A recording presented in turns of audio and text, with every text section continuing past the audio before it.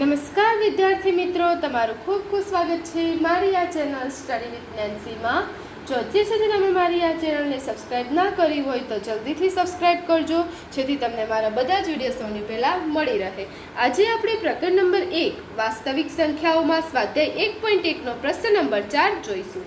તો અહીં જુઓ, આપણને પ્રશ્ન નંબર 4 આપેલો છે કે જો ગુસ્સા 306 અને 657 બરાબર 9 આપેલ હોય તો લસા 306 અને 657 શોધો.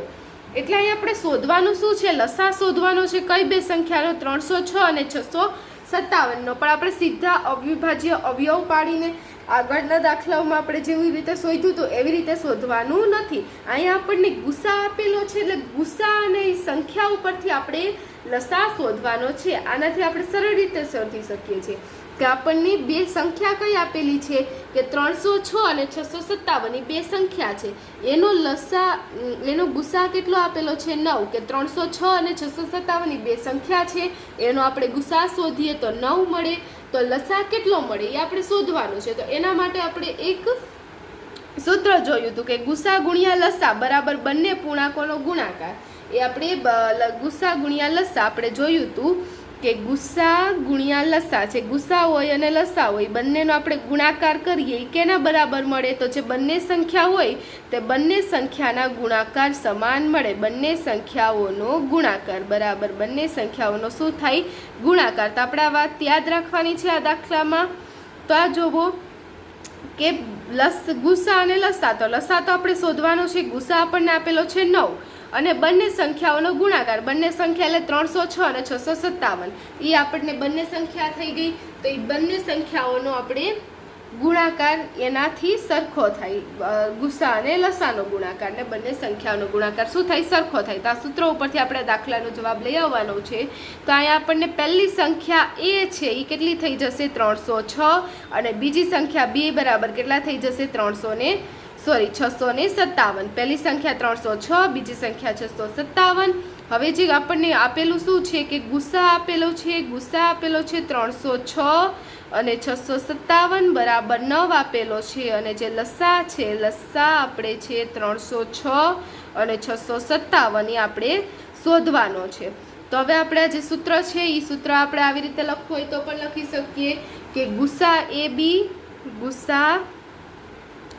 બી ગુણ્યા લસા એ બી. લસા એ બી એટલે એ બી સંખ્યા છે. કોઈ પણ સંખ્યાનો ગુસ્સા અને કોઈ પણ સંખ્યાનો લસા બરાબર કેના થાય? એ બંને સંખ્યાના ગુણાકાર સ્વરૂપે થાય. જો તમે આમ ના લખો, આ સૂત્ર લખી દો તો પણ ચાલે. તમે આને બે રીતે લખી શકો. ગુસ્સા ગુણ્યા લસા બંને સંખ્યાનો ગુણાકાર ને આમ લખો હોય તો આમ પણ લખી શકાય કે ગુસ્સા એ બી ગુણ્યા લસા એ બી બરાબર શું થઈ જાય? એ ગુણ્યા બી. એટલે પેલી સંખ્યા અને બીજી સંખ્યા બંને સંખ્યાનો ગુણાકાર ઉપરની જેમ જ. તો હવે જોવો, ગુસ્સા આપણને આપેલો છે. કેટલો આપેલો છે? ગુસ્સા એ બી. તો ગુસ્સા આપણને કેટલો આપ્યો છે? 9 આપ્યો છે. એટલે 9 ગુણ્યા લસા શોધવો છે એટલે લસાની જગ્યાએ આપણે લસા જ લખીશું. હવે એ ગુણ્યા બી એટલે એ કેટલા આપેલા છે આપણને? 306 અને બી કેટલા આપેલા છે? 657. એટલે 306 ગુણ્યા 657. હવે આપણે લસા શોધવો છે. તો લસા શોધવો હોય એટલે શું કરવાનું? લસાને એક બાજુ રાખી લેવાના. એટલે લસાને આ બાજુ લઈ જાય એટલે 9 ને બીજી બાજુ લઈ જશું. એટલે લસા તો અહીંયા જ રહેશે, પણ આ 9 છે એ બીજી બાજુ જશે. તો અહીંયા તો 306 ગુણ્યા 657 છે તે તેમના તેમ લખી દઈએ. હવે 9 બરાબરની બીજી બાજુ જાય તો અહીંયા 9 કેમાં હતા? ગુણાકારમાં હતા. હવે બરાબરની બીજી બાજુ જાય એટલે એનો શું થઈ જાય? ભાગાકાર થઈ જાય. કોઈ પણ નિશાની અહીંયા બરાબરની નિશાની છે, કોઈ પણ સંખ્યા બરાબરની બીજી બાજુ જાય તો એનો અહીંયા ગુણાકાર હતો તેનો ભાગાકાર થઈ જાય. જો અહીંયા એ ભાગાકારમાં હોત તો બીજી બાજુ જાત તો શું થઈ જાત? એનો ગુણાકાર થઈ જાત. એની નિશાની બદલાઈ જાય. અહીંયા 9 ઉપર હતા તો બીજી બાજુ આવે તો ક્યાં આવી ગયા? નીચે ભાગાકારમાં આવી ગયા. હવે આપણે શું કરશું? આની કિંમત શોધશું એટલે આપણને લસા મળી જશે. તો પહેલા આપણે ભાગાકાર કરીશું કે 306 ભાગ્યા 9 કરી દઈએ કે 3 ને 6 કેટલા થઈ જાય? 9. એટલે જે સંખ્યાનો સરવાળો 3 વડે ભાગાકાર હોય એ સંખ્યા પર 3 વડે જે સંખ્યાનો ભાગાકાર છે એ 9 વડે ભાગાકાર થતો હોય તો તે સંખ્યા પણ 9 વડે ભાગાકાર થાય. કે 6 ને 3 છે તો 9 થાય, તો 9ના ઘડિયામાં 9 આવે એટલે 9 સાથે 306 નો ભાગાકાર થશે. એટલે આપણે 306 ભાગ્યા 9 કરીએ તો 9 તેરી 27 થાય. હવે 30માંથી 27 જાય એટલે કેટલા વધશે? 3 વધશે. અહીંયા દસકો આવે, અહીંયા 2 આવે, 10માંથી 7 જાય એટલે 3. ઉપરથી આવ્યા 6. હવે 9 ચોક કેટલા થાય? 36 થાય. 36માંથી 36 જાય એટલે 0 0. એટલે આપણો જવાબ કેટલો આવી જાય? 34. એટલે અહીંયા આપણે કેટલા લખી દઈએ? 34 ગુણ્યા 9 એટલે 306 થાય. 306 કટ થઈ જાય.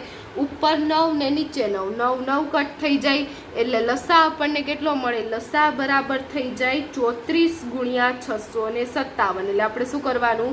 34 ને ગુણાકાર કરવાનો 657 હાઈરે એટલે આપણને લસા મળી જાય. એટલે લસા બરાબર, હવે આપણે ગુણાકાર કરીશું કે 657 ગુણ્યા 34. તો પહેલાં આપણે દશકના સ્થાનનું મીંડું મૂકવાનું, પછી 3 સત્તા 21 વધી પડી 2, 3 પંચા 15 ને 2 17, 7 વધી પડી 1, 3 છક 18 ને 1 19, 4 સત્તા 28 વધી પડી 2, 4 પંચા 20 ને 2 22 વધી પડી 2, 6 ચોક 24 ને 2 25 ને 26. હવે સરવાળો કરી દઈએ.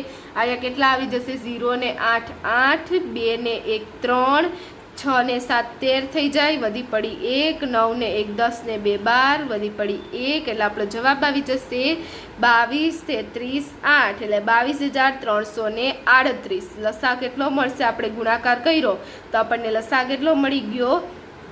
22,338 એ આપણો લસા મળશે. આ દાખલો આઈએમપી છે, 2024ની બોર્ડની પરીક્ષામાં પણ પૂછાઈ ગયેલો હતો.